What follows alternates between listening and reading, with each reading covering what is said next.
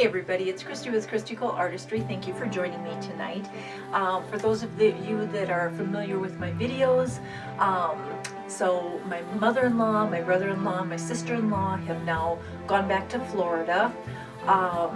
And while they were here, it was rather chilly. We did have some snow, which is what Mom was hoping for. And today is Saturday. Thursday, my daughter was so nice that she took her dad and I and Grandma over to the Guthrie Theater to see A Christmas Carol. So we had a wonderful time with that.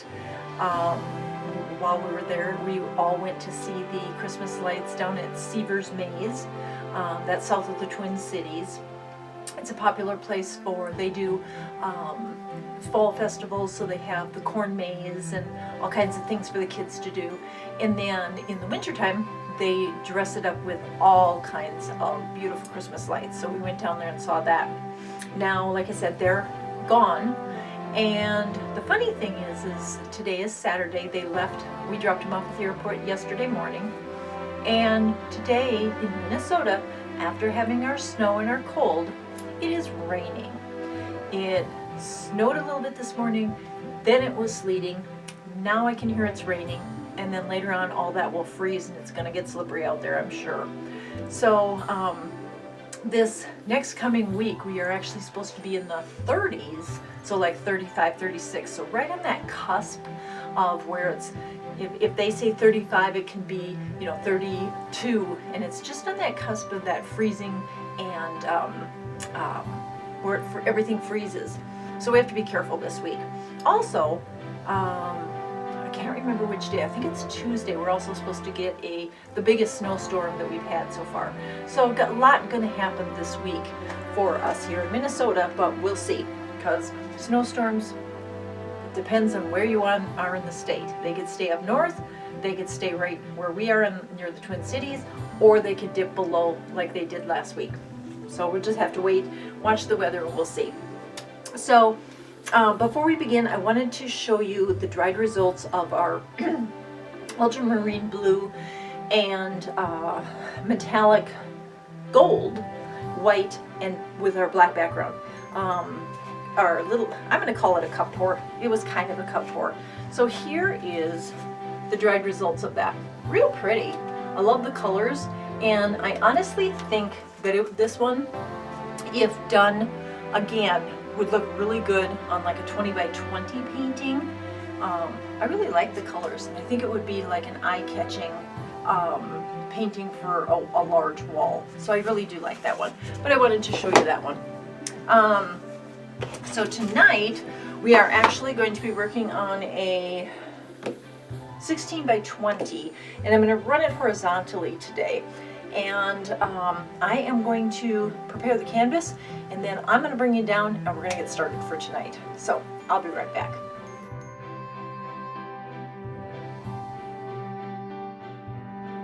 Okay, so as you can see, I have a plethora of greens that I have placed out, and I want to do a green Dutch pour tonight.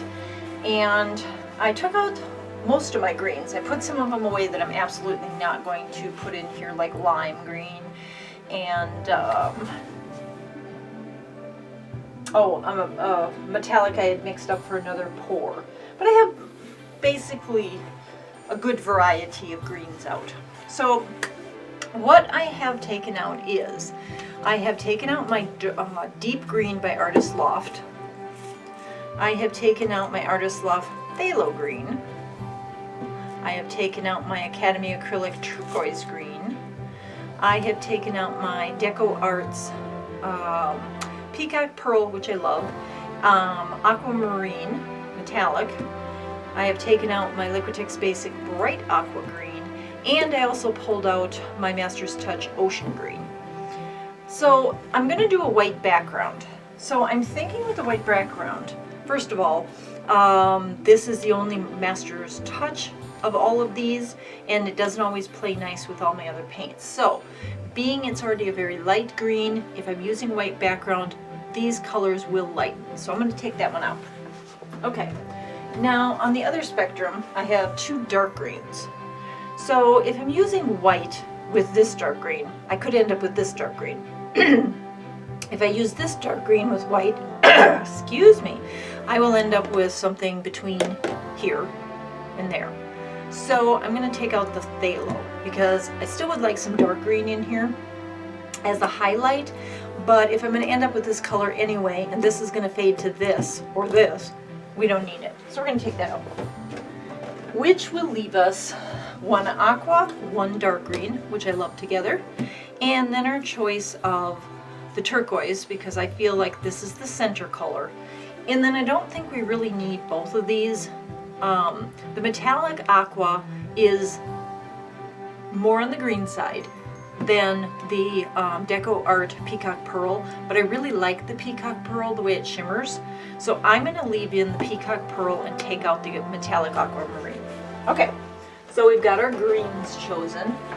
Now, of course, we need a copper, silver, pewter, or gold. So let's bring those out. So we have, first let's talk about our golds, because we have 4 different kinds of gold.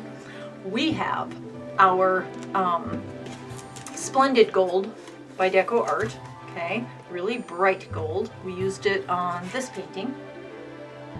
I believe we did. If not, we used the metallic. They're really similar. So here's the 24 karat gold. We also have something called Old Gold, okay, and it's an extreme sheen as well. And then I have Champagne Gold, okay. So I'm going to put these, let's move these over for a second so you can see that palette, and then I'm going to show you what the golds look like. Okay, personally, I think the Champagne Gold is better when it's done with a muted palette, I'm going to say, because it's a muted gold. So I really don't want it in a palette that I'm looking at trying to get some brightness out of. So we're going to put that back. Old Gold is an extreme sheen, but as you can see, it's much duller than our metallic 24 karat gold or even our Splendid Gold. So again, looking at this, I'm not sure that this is going to give us as much brightness as I want, so I'm going to take that one out. Then it comes to these two. Okay, I use 24 karat gold a lot, so my thought is let's do the Splendid Gold. But then I'm thinking, well, this is an extreme sheen, and we know how beautiful metallic shines, and would it look better next to these two turquoises than this gold, the Splendid Gold, which to me is almost a little more yellow orangish. So I'm going to go with 24 karat gold again. Okay, now that's if we choose a gold. Now, next color is my metallic sterling silver. Okay, I would like it in here. I mean, it would look pretty with the greens because silver does look really pretty with green. However, unfortunately, I haven't mixed any additional up. I thought I had, and I only have a drop in here, so I cannot use this one. And then let's look at pewter. Now, pewter is a gray blue and dries a gray bluish, but it is an extreme sheen, so it will shimmer. But I really don't think it's going to look that good with aqua green, because it looks better with blues. So I'm going to take that out. So that is how I determine my color palettes, is I pick up a bunch of colors that I really like and would like to see on canvas, and then I narrow them down to those that I feel work the best together. Now, because it's on a white background, I am going to start with the darkest green and work my way up, and I'm going to use my Peacock Pearl as my accent, and my Peacock Pearl and my gold as my accent. Now, because I like the Peacock Pearl, I'm going to save that for the second to the last color, and I'm going to put my gold in right after the deep green. Okay, so let me show you in the order which we're going to do. We're going to do it dark green, gold, turquoise, Peacock Pearl, and then my aqua, but my lightest aqua. Okay, so that is the order that I'm going to put them in, and we're just going to find out what happens once we get them all on. So again, we've got our our 16 by 20 canvas. We're going to do a white background, and then we are going to put our colors on. We are going to do a traditional Dutch pour tonight. So let's get started. Let's get our white on. And I did, this paint was mixed up in a gallon, and it's been sitting a while, so it has been stirred, shaken, and sifted twice.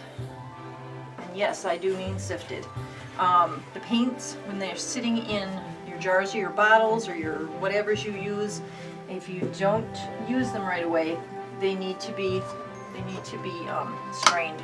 So I just take this little dollar store strainer and my sieves, and I have 3 sizes of this. These just fit the bottles the best, and it's easier to pour it into this because it doesn't pour out so fast.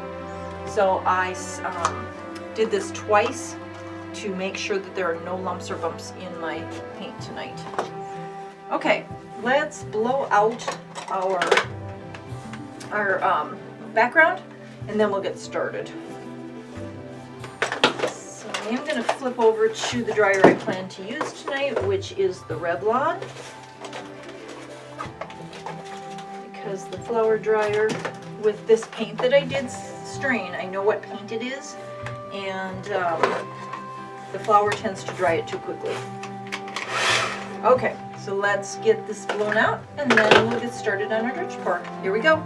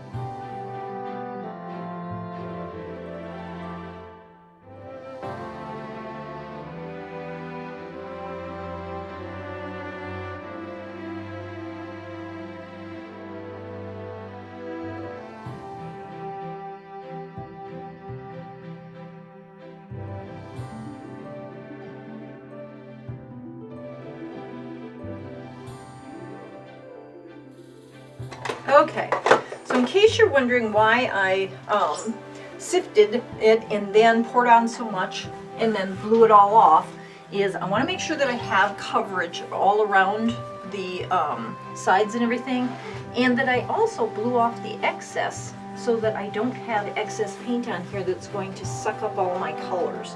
So that's why it may have seemed like I blew off a lot.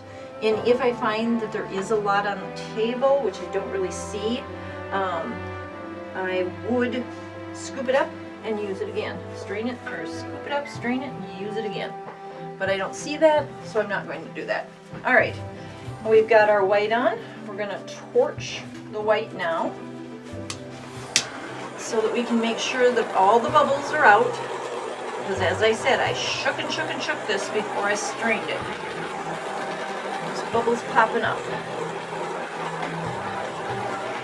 Now, it's not to say that there's anything wrong with your painting if you finish it and it's what you wanted and you have some little flecks of paint in there. Don't worry about it. I mean, it's nothing that's going to hurt the painting. All right, now I'm noticing when I'm shaking this green that I do not have a lot of this left. So I hope I have enough to get at least one sprig up the painting. If not, it'll be interesting. Because I didn't realize this was running out. Oh yeah, we have enough. Let's give it. Might as well use it up, right? Instead of wasting it. Okay. So that is done. And now we're going to put our gold on. Right. Now today when I went over to Hobby Lobby to pick up a couple things. I found Master's Touch has come out with some pearlized paints. So we may be playing with these pearlized paints in the near future. I only picked up 3 because the colors that I picked up I want to actually do a painting with. And then if I like them when they dry and they come out like the Deco Arts, Deco Art paints, then I will buy some more of them. Okay, that was our, so we did our deep green and our gold, and this was just our Academy Acrylic Turquoise Green. So now we're going to put in our Peacock Pearl for that additional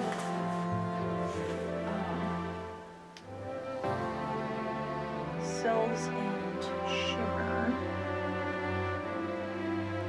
Okay, and last but not least, we're going to put in our bright aqua green, because again, this Dutch pour is all about green. So put that in. All right, and we're going to torch the colors again.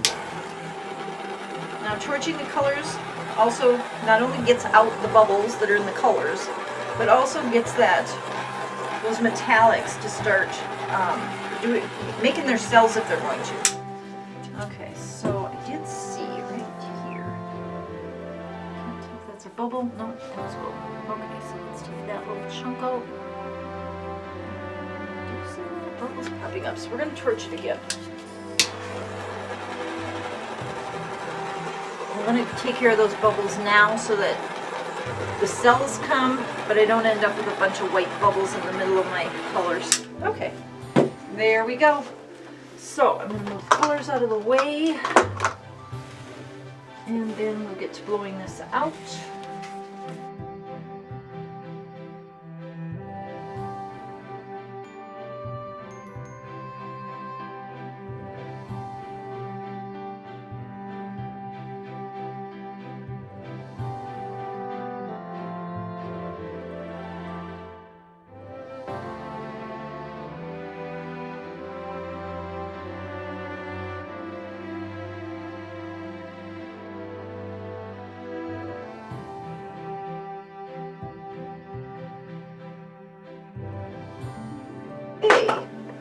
Alright, so the green Dutch pour is really pretty.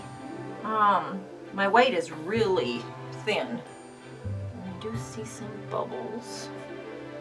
I had to re-blow this because I lost a lot of the color underneath. It is coming back a bit. I love this. And I love how the gold is. I'm glad we had the dark, the deep green, because that really is making nice accents throughout here. So I'm going to let some of this develop. I'm going to check my sides, and then I'm going to bring the camera down so you can see this painting. I do like it. So give me a second and I'll be right back. So here is our painting after it's been sitting. I've been scraping the sides, and I have been cleaning up the table, and look at how much has burst out of this painting. It's really pretty. I like it. So I'm going to bring you down. I'm going to show you all these beautiful cells that are popping up. So I mean, look at the gold and the greens. I really like the deep green in there.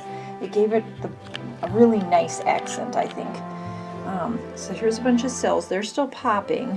Like I said, I moved this up on some popsicle sticks because I'm trying to keep this beautiful spot from rolling off any more. And then we've got this one that's still bursting. So it'll be interesting to see how this one dries. But this one is already done. Look at that petal. It is just bursting into life. Yeah, we go up here and we've got some beautiful accents of that deep green and the gold. And then this petal, I don't know what's going to happen here. I was kind of touching it to see what was under it, and it was mostly white. But we'll let this finish doing its thing as well. And then this petal has burst everywhere. So I've been scraping this to keep this from continuing to drag off, because we don't want to lose all these beautiful cells. So that, let's take you up. Isn't that pretty? I don't know. Tell me what you think about this. Did you like the green Dutch pour tonight? or you know, which colors would you have preferred I did versus the ones I chose. I love your comments, I love your suggestions. And then, oh, our scrapings. So I'll take you down here, and this is the color that I ended up with after I scraped the table. It is a lot lighter because of course I scraped up all the excess white as well, but it's kind of a real pretty light blue almost. And so we're going to put the lid on. Put the lid on, and we are going to take it over here, and we are going to add it to our little cup pile. So right now we have 5 cups. We have this crazy red that came off of a scraping of the painting I didn't like. This is some leftover kind of pinky purple from one of our paintings. I scraped the table on that one. I scraped the table on a blue one. It could have been actually that one, and took up the excess. And then also our last split with the magentas, I scraped the table and got that. So we have, like I said, 5 cups of scrapings, and we'll have to make a painting out of that. So maybe we'll do a little 20 by 20, that size, of these scrapings and see what happens. But for tonight, this is our painting, and I'd really love to hear from you. Do you like this one? Do you like the colors? Is green your thing? If so, I don't do green very often unless I get comments on the greens. So if you like the greens, please comment and then tell me whether other greens you would like. These are more darks and aquas. I stayed away from the mediums because I was going for a light dark accents. So let me know in the comments. And if you haven't subscribed, go ahead and subscribe so that you don't miss out on any of my videos. If anyone is interested in any of the paintings that you've seen on the videos, just email me and I'll let you know if it's still available. Because if you are looking for something for a Christmas gift, we are getting really close to being able to ship and still make it there in time. Alright, so until my next video, please take care of yourselves and take care of each other. Bye!